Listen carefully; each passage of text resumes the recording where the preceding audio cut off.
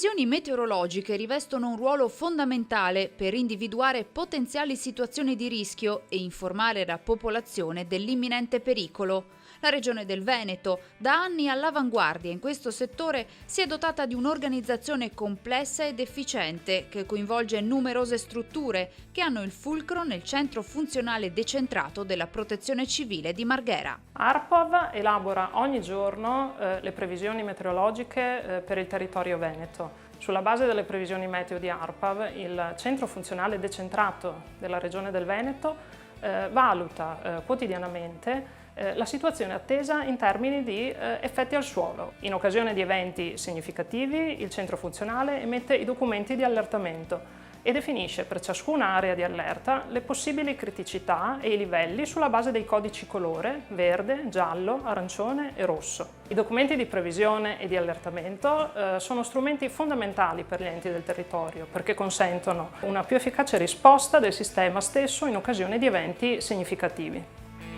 Regione Veneto, sicurezza sempre al primo posto.